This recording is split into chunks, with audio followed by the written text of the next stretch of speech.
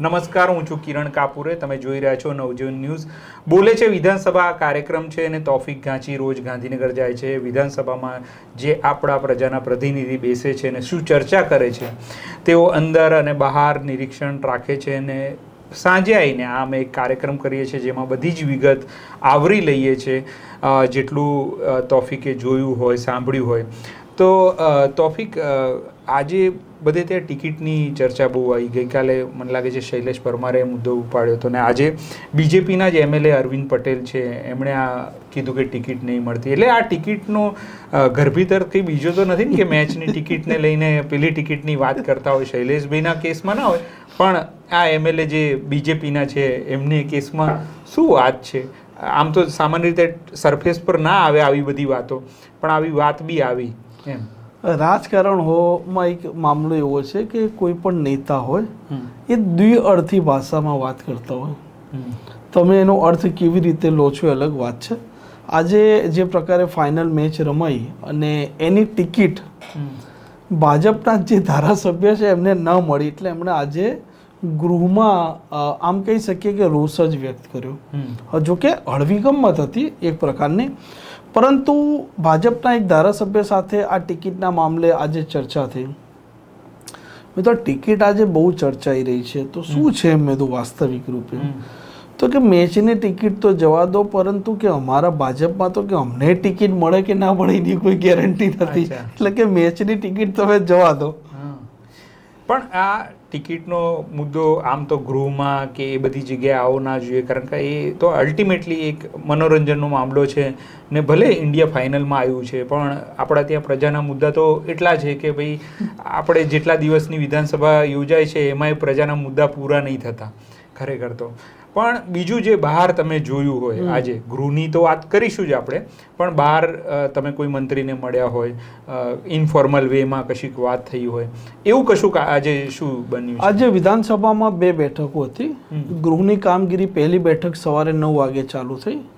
એમાં જે અલગ અલગ વિભાગની જે બજેટ પરની માંગણી હોય છે એના ઉપર ચર્ચા થતી હોય છે, પછી મત પ્રસ્તાવ લેવામાં આવતા હોય છે અને એ મુજબ મંજૂર થતી હોય છે. અને બીજી જે બેઠક હતી 2:30 વાગે ચાલુ થઈ. એમાં પહેલો કલાક તારાંકિત પ્રશ્નો હોય છે. પ્રશ્નોમાં લોકોના ધારાસભ્યો એમના વિસ્તારના પ્રશ્નો પૂછતા હોય છે અને પછી બજેટની જે માંગણી હોય છે એના ઉપર ચર્ચા થઈ, અન્ય પણ મામલો વધ્યો. 2 બેઠક દરમિયાન આજે સવારથી જ કામગીરી ચાલુ થઈ હતી. ધારાસભ્યો આજે સવારે સંખ્યા ઓછી હતી એકંદરે. મુખ્યમંત્રી અને નાયબ મુખ્યમંત્રી આજે ગૃહમાં નહોતા આવ્યા. દિલ્હી છે અને નાયબ મુખ્યમંત્રી હરિયાણાની એમને એક જવાબદારી સોંપી છે, એ મામલે ત્યાં ગયેલા છે. 2 મંત્રી સાથે ઔપચારિક ભેટો થયો. કેબિનેટ કક્ષાના મંત્રી છે ઈશ્વર પટેલ, અંકલેશ્વરથી ધારાસભ્ય છે એ, અને રાજ્ય કક્ષાના જે મંત્રી છે સ્વરૂપજી ઠાકોર, જે પોતે વાવથરાથી ધારાસભ્ય છે. ઔપચારિક ભેટો થયો અને થોડો ઘણો હળવો સંવાદ થયો. એ પણ પછી એમની વ્યસ્તતાના વચ્ચે નીકળી ગયા. અને ભાજપના એક ધારાસભ્ય છે, પહેલે કોંગ્રેસમાં હતા, ભાજપમાં છે, અરવિંદ લાડાણી. તો અરવિંદ લાડાણી આ ધારાસભ્ય એવા છે કે જ્યારે એ ગૃહમાં આવે તો તમે એમનો પહેરવેશ જુઓ તો એકદમ સાદગી ભર્યો હોય છે ને એમના પગમાં તમે ક્યારે બૂટ ન જુઓ અને એ ક્યારે ઇન નથી કરતા, અને કદાચ એમના પહેલા કે બીજું બટન પણ ખુલ્લું જ હોય. એ રીતના જે આવે કે કદાચ કોઈ વ્યક્તિ એમને નથી ઓળખતો તો એવું પણ સમજે કે આ ધારાસભ્ય નથી. એ રીતનું એમનો એક પહેરવેશ છે ને એ રીતે એમને એક સાદગી ભરેલી જીવન છે.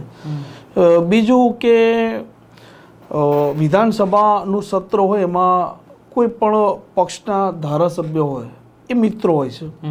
વૈચારિક રીતે ભલે લોકો બહાર એકબીજાના સામે નિવેદનો આપતા હોય કે ગૃહમાં એ લોકો પ્રશ્નને લઈને સામે આવતા હોય છે, પરંતુ આ બધા મિત્રો હોય છે અને એ લોકોને હળવું મળવું, સાથે બેસવું, જમવું, આ બધું તો એકદમ સહજ છે. અને આ જ સહજતાનો એક કિસ્સો તમને આપું કે ભાજપના ધારાસભ્ય લવિંગજી ઠાકોર છે અને કોંગ્રેસના ધારાસભ્ય ઇમરાન ખેડાવાલા છે. તો અમે જ્યારે ઊભા હતા તો એ દરમિયાન એ એકબીજાને મળ્યા, ગળે પણ મળ્યા અને સહજતાથી એ બંને મિત્રો છે તો સંવાદ પણ કર્યો, એકબીજાને એમણે ખબર અંતર પણ પૂછ્યા. એટલે આવા દ્રશ્યો પણ હોય છે કે ભલે રાજકીય રીતે લોકો એકબીજાના પ્રતિસ્પર્ધી હોય એમની પાર્ટીને લઈને, પરંતુ વિધાનસભામાં બધું એકદમ સહજ છે. એટલે આજે એક આ પ્રકારના દ્રશ્યો આજે ધ્યાને આવ્યા.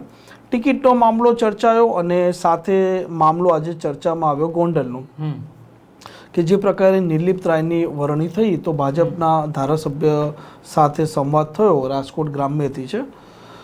તો એમણે આ નિર્લિપ્ત રાય છે એમના મામલાને ચોક્કસપણે એમણે આવકાર્યો અને એમનું કહેવું એવું પણ છે. સુરેન્દ્રનગરના જે ધારાસભ્ય છે ભાજપને, એમના સાથે પણ સંવાદ થયો કે ભાઈ કાયદો વ્યવસ્થા છે એ બહેતર થશે, ગુંડાઓ છે એ ચોક્કસપણે ડરશે. અને ગોંડલને લઈને પણ એમણે કહ્યું કે ભાઈ ગોંડલમાં જે પ્રકારે હાલ પરિસ્થિતિ ઉદ્ભવેલી છે અને મેં તો એ પાટીદાર છે ધારાસભ્ય, તો મેં તો તમે એમ કહો છો કે ભાઈ બધું સારું સારું ચિત્ર છે, તો મેં તો ગોંડલમાં તો આ જ પાટીદાર સમાજના જે હાલ યુવાનો છે એ લોકો કાયદો વ્યવસ્થાના સામે મેં તો સવાલો ઉપસ્થિત કર્યા છે. મેં તો આમ આદમી પાર્ટીના લોકો, આ જિગીસા પટેલ અત્યારે સવાલો ઉપસ્થિત કરે છે, અલ્પેશ કથિરિયા, મેં તો પેલો ગુસ્સી ટોકનો આરોપી નિખિલ ડોંગા, તો એમનું કહેવું હતું કે એ એક રાજકીય મામલો છે, એ રાજકીય રીતે વિરોધ થતો હોય છે. બાકી ત્યાં પૂર્વ ધારાસભ્ય જયરાજસિંહ જાડેજાની પણ એમણે વાત કરી કે ભાઈ ત્યાં નાનામાં નાનો માણસ હોય એમના પાસે જાય ને તો એમની એ દરકાર રહે છે. ને એમણે એવું કીધું કે હું પોલિટિકલી નથી કહેતો, નેચરલ વાત કરી રહ્યો છું કે, અને કે એ પ્રજા વાત્સલ્ય વ્યક્તિ છે પૂર્વ ધારાસભ્ય જયરાજસિંહ જાડેજા. અને ત્યાંના ખેડૂતોનો પ્રશ્ન કે અન્ય કોઈ પણ પ્રશ્ન ત્યાં કોઈ પણ સામાન્ય વ્યક્તિ જેને રાજકીય રીતે કોઈ લેવા દેવા નથી, ત્યાંનું સ્થાનિક છે અને એને કેવળ ને કેવળ કે એના પ્રશ્નનું સમાધાન જોઈએ છે. એને આ વ્યક્તિ કે પેલા વ્યક્તિથી કોઈ લેવા દેવા નથી. એવા દરેક વ્યક્તિના કામ ગોંડલમાં ભલે તમને કાયદો વ્યવસ્થા ખરાબ બતાવવામાં આવતી હોય, જયરાજસિંહ જાડેજા છે એમનો એક ઇતિહાસ પણ છે, એનાથી સૌ કોઈ લોકો વાકેફ પણ છે, પરંતુ કે ત્યાં લોકોના કામ થાય છે. એટલે ગોંડલમાં એવું પણ નથી કે જે પ્રકારનું ચિત્ર છે. એટલે નિર્લિપ્ત રાયનો જે મામલો છે એ ભાજપના ધારાસભ્યોમાં પણ ચર્ચામાં છે ને એ લોકોએ આવકાર્યો પણ છે. અને સુરેન્દ્રનગર કે ગોંડલ છે કદાચ એમાં જે કે ન્યુસન્સ હશે અસામાજિક તો એ ચોક્કસપણે શાંત થઈ જશે. એટલે એક આ મામલો પણ આજે ભાજપના ધારાસભ્યો સાથે સંવાદમાં સામે આવ્યો. પણ તમે કીધું કે આજે ગૃહમાં મુખ્યમંત્રી અને ઉપમુખ્યમંત્રી નહોતા, એટલે ઉપમુખ્યમંત્રીને જે જવાબદારી સોંપવામાં આવી છે, હરિયાણાની જવાબદારી છે, પ્રભારી બનાવે છે, બરાબર છે, હરિયાણા, તો એમની જવાબદારી ચોક્કસ જ વધી છે. મારે ખાલી તમે ત્યાં જાઓ છો આવું ગાંધીનગર, તો આ જે ઉપમુખ્યમંત્રી છે એમની પાસે ઘણા બધા ખાતા છે, 22-20 થી વધારે છે, 22 જેવા છે, અને આ પાછી જવાબદારી આવી તો એ લોકોની કામ કરવાની શું પદ્ધતિ હોય તો આટલું બધું એ લોકો પહોંચી વળતા હશે? એટલે ચોક્કસ જ એમની હાથ નીચે બહુ જ મોટો સ્ટાફ હશે, બહુ જ સચિવો કામ કરતા હશે, પણ તેમ છતાં આ બધું જ મેનેજ કેવી રીતે કરતા હશે? હું હર્ષ સંઘવીની ઓફિસમાં પણ જતો હોઉં છું, હું મુખ્યમંત્રીની ઓફિસમાં પણ જતો હોઉં છું, અને એને હું સાક્ષી પણ છું કે કોઈ પણ વ્યક્તિ જ્યારે આવતો હોય છે ત્યારે જે પ્રકારે ભીડ અને જે પ્રકારે મંત્રીનો સમય એમનો એટલે મતલબ હર્ષ સંઘવી કે મુખ્યમંત્રી ભૂપેન્દ્ર પટેલનું, એ લોકો મોટા ભાગે જે લોકો ચિઠ્ઠી તમે અધિકારીને આપો, કદાચ અધિકારી તમારો મામલો અધિકારીથી પતી જતો હોય તો અધિકારી સાંભળી લે.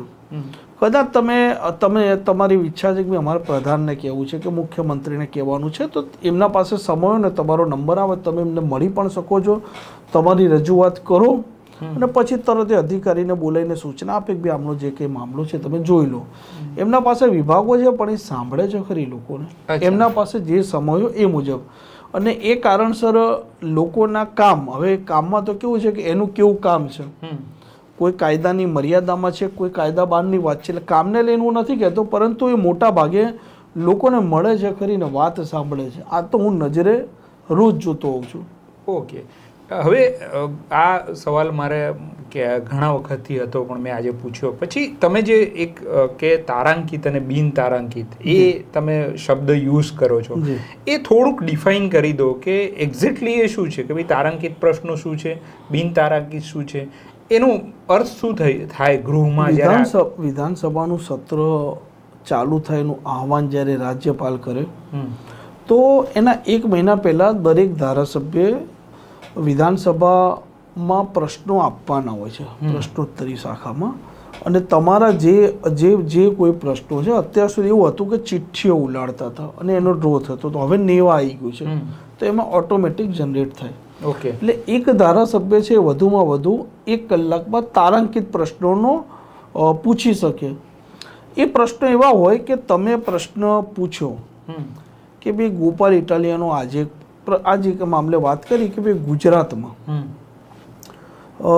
કેટલા દારૂડિયા છે એ પકડાયા અને એના સામે આ દારૂ અમે પીધું એટલે લાવવાવાળો તો કોઈ હશે, તો કે પીવાવાળા મતલબ વેચવાવાળા બુટલેગર સામે કેવી રીતે કેસ થયો. આજે સ્કૂલોનો પ્રશ્ન હતો કે ભાઈ સ્કૂલોમાં એક આ વધારે ફીનો મામલો FRCનો રહેતો હોય છે કે ભાઈ કમિટી છે પરંતુ એનું પાલન નથી થતું તો કેવી રીતે એને દંડ આપવામાં આવે છે. એટલે જ્યારે કોઈ પણ સભ્ય છે એને સવાલ પૂછવાનો એટલે એનો અગાઉ લખીને આપી દીધો. હવે એણે અગાઉ લખીને આપ્યો એટલે તારાંકિત પ્રશ્ન એટલે મંત્રી એનો જવાબ આપવાનો.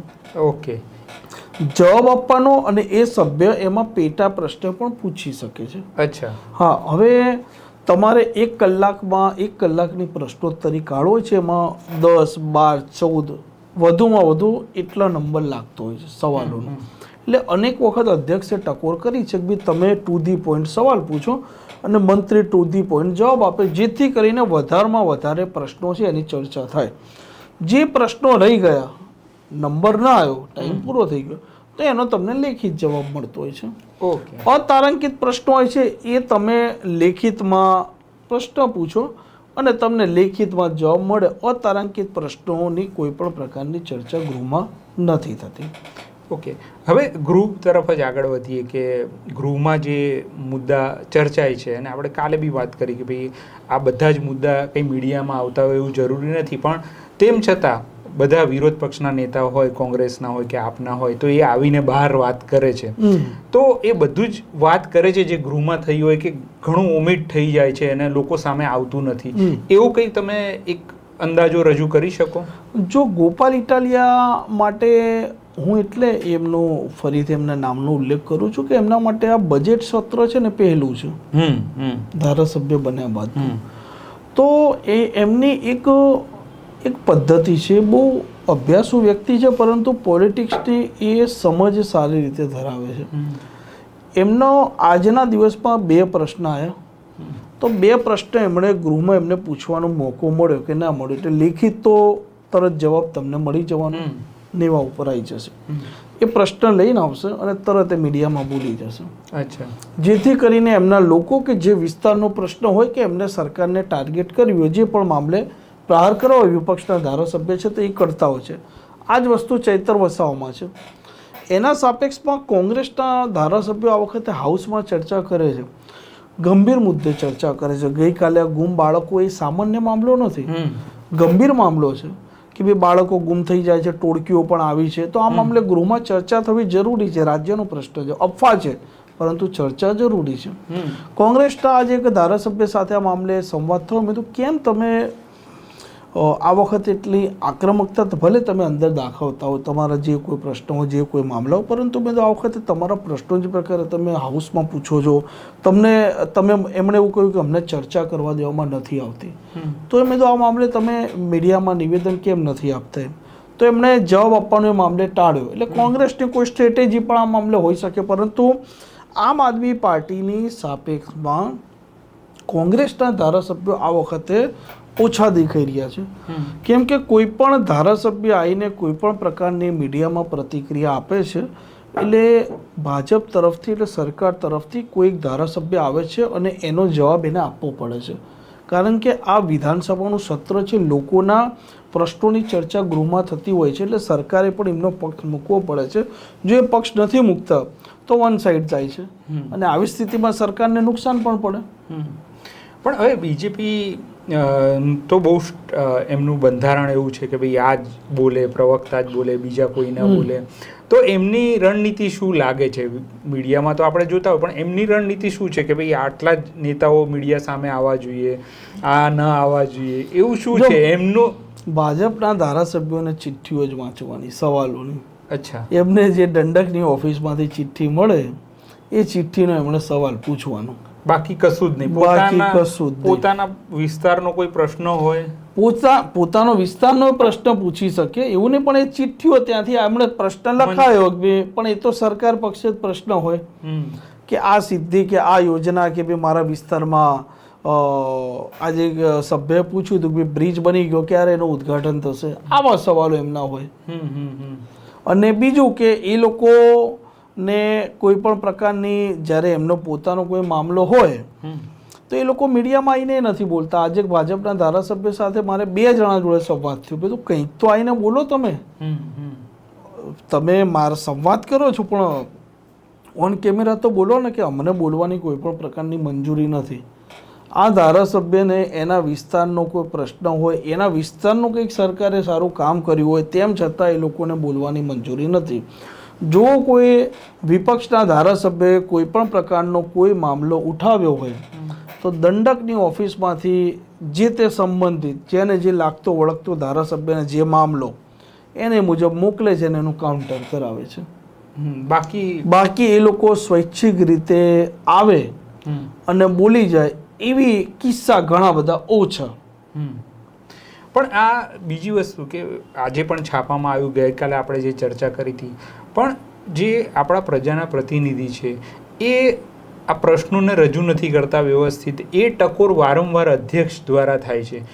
એ હવે તો બધાને ખબર છે, પણ આને લઈને શું કહીશું કે ભાઈ આ આપણા 5 વર્ષ એમ જ નીકળી જશે, એટલે હવે જે 2 વર્ષ બાકી રહે કે આમાં કઈ સુધારો થાય એવું લાગે છે? કારણ કે આ ટકોર વારંવાર થઈ રહી છે. આજે પૂર્વ મંત્રી જે છે ભીખુસિંહ પરમાર એ જ્યારે બોલતા હતા ત્યારે વાંચીને બોલતા હતા, એટલે અધ્યક્ષે આજે ફરીથી રિપીટ થયું.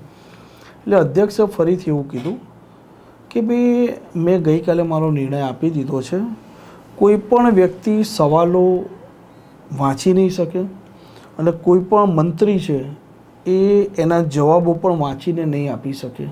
તમારે મૌલિક રીતે પ્રશ્ન પૂછવાનો, તમારે મૌલિક રીતે જવાબ આપવાનો, તમારે માંગણીઓની ચર્ચા પણ, મતલબ આ બજેટના અલગ અલગ વિભાગની જ્યારે માંગણીઓની ચર્ચા થતી હોય છે તો તમારે એ પણ મૌલિક વાત કરવાની.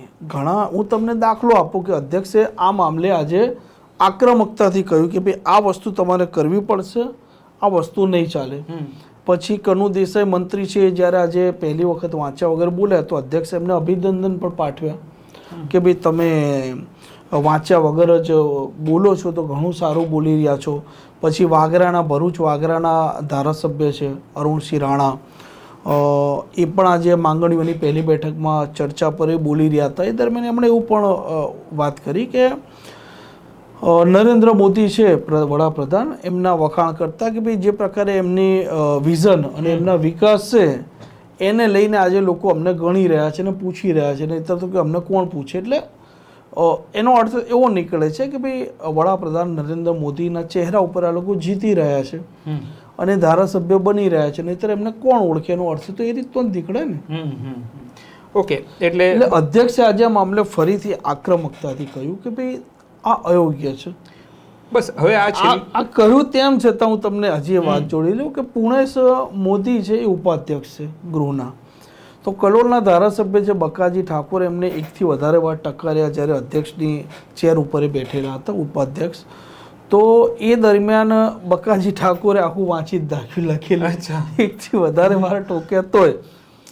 અને અર્જુનભાઈનું પણ લઈ લો કે આજે જે પ્રકારે CJ ચાવડા કોંગ્રેસના ધારાસભ્ય છે, આ વખતે આ જે સત્ર ચાલી રહ્યું છે એમાં કોંગ્રેસમાંથી જે લોકો ભાજપમાં આવ્યા છે, ધારાસભ્ય બન્યા છે કે મંત્રી છે, એ લોકો કોંગ્રેસ પર ખાસ કરીને પ્રહાર કરતા હોય છે. આ CJ ચાવડા છે તો CJ ચાવડા, ઇમરાન ખેડાવાલા એ લોકો પણ સામે આવી ગયા આ જ મામલે આરોપ પ્રત્યે, કારણ કે CJ ચાવડા કોંગ્રેસ પર કટાક્ષ કરી રહ્યા હતા, પ્રહાર કરી રહ્યા હતા. પછી અર્જુનભાઈ ઊભા થયા તો અર્જુનભાઈએ સીધું પાછું કે ભાઈ અમે તો આ બધા જે છે આ નસ્લી ઘોડા સમજીએ છીએ, મતલબ કોંગ્રેસના ધારાસભ્યોને, પરંતુ તમારા નેતાઓ જ કે તમને લંગડા ઘોડા કહી રહ્યા છે કે એમ કહીને અર્જુનભાઈ છે તો અર્જુનભાઈ વારંવાર છે ને એમને કેન્દ્રના જે કોંગ્રેસના નેતાઓ છે એમણે બીજી કે ત્રીજી વાર ઉલ્લેખ કર્યો.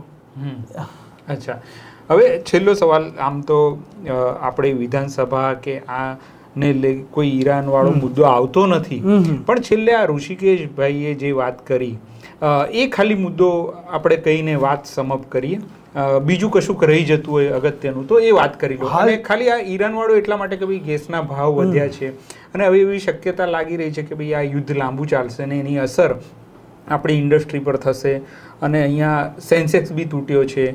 તો એ ખાલી થોડોક મુદ્દો જે કંઈ ગૃહમાં વાત થઈ હોય એ ખાલી થોડોક મુદ્દો કહીને આપણે વાત પૂર્ણ કરીએ. હા, એના સાથે પેલું એક મેચની ટિકિટ છે તે હું થોડું લઈ લઉં કે મેચની ટિકિટને લઈને આજે ખાસી બધી બખેડો ચાલ્યો, હોબાળો પણ મચ્યો અને હાઉસમાં પણ આ મામલે ટિપ્પણીઓ થઈ કે ટિકિટ મળવી જોઈએ ના મળવી જોઈએ, એટલે એક રમૂજ વાતાવરણ પણ હતું ને ચર્ચાનું પણ હતું. હવે ગેસની વાત લઈ લો કે ઋષિકેશ પટેલ પોતે ઉર્જા મંત્રી છે એટલે સહજ છે કે એમના વિભાગનો પણ મામલો છે એટલે એમણે એ પ્રકારની વાત કરી કે ભાઈ ઉદ્યોગ એમના પાસે છે ઋષિકેશભાઈ જોડે કે જે રસોઈ ગેસને લઈને હાલ એક ચિંતાનો માહોલ ઊભો થઈ શકે એવી સ્થિતિ છે. તો એમણે જે ઘરેલું ગેસ છે જે લોકો રાંધણમાં ઉપયોગ કરે છે તો એમાં એવું કીધું કે ભાઈ ચિંતા કરવાની જરૂર નથી, પરંતુ અન્ય જે જગ્યાએ ગેસ આપવામાં આવે છે જે લોકો ઉદ્યોગમાં ને એમાં એ લોકોમાં કાપ મૂકવામાં આવ્યો છે ને કે અમે રાંધણ ગેસ છે એમાં કોઈ પણ પ્રકારનો કાપ અમે નહીં મૂકીએ અને લોકોના ઘર સુધી ગેસ પહોંચે અને કોઈનો ચૂલો છે એ સળગે એની કે અમે તકેદારી રાખીશું. એ મામલે આજે એમણે વાત કરી છે, પરંતુ હવે જોઈએ કે કેવી રીતે આવનારા દિવસોમાં બધું ચાલે છે. ઓકે, તો આ હતી વાતચીત બોલે છે વિધાનસભા કાર્યક્રમમાં. અત્યાર સુધી જે કંઈ આજે જે થયું તે તોફિકે બયાન કરી આપ્યું.